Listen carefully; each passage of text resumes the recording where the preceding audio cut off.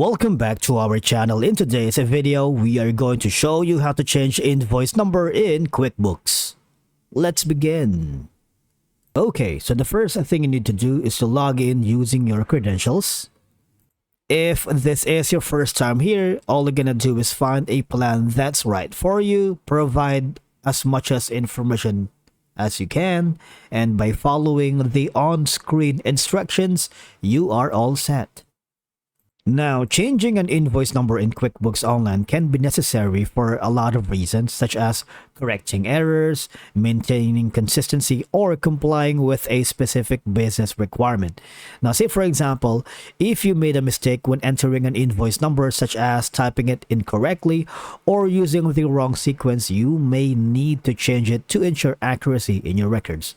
It's essential to maintain a sequential order for invoice number of organization and tracking purposes. Now, in my case in the past, I accidentally skipped a number and I need to rearrange the sequence. So what I did is to change the the invoice number. Now, for you to be able to do that, all you're gonna do is hover down to the left side panel of your dashboard, click on all sales and invoices. All right. Once you click on it, what will happen is you will be directed here on your main menu, right? Now, basically, duplicate invoice numbers can cause confusion. So if that happens to you, and there's going to be so much errors in your accounting records. If you accidentally use the same invoice number for multiple invoices, you'll need to change one of them to avoid duplication. And obviously, in some cases, customers may request changes to avoid or to void invoice numbers for their own internal tracking purposes or to align with their accounting systems.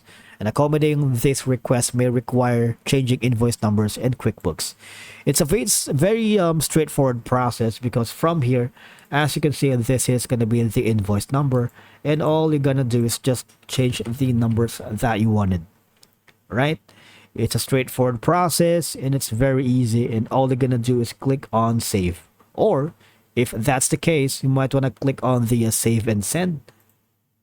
You have multiple options here from save and new, save and close, save and share link, save and share with WhatsApp. So if you have a WhatsApp account and if you are working with an accountant here in QuickBooks, you might want to click that option. All right. It's a very straightforward process. And again, just go in the invoice number and change the number that you wanted. All right. And I believe that's a wrap for today's video. Thank you so much for watching. We will see you in the next one.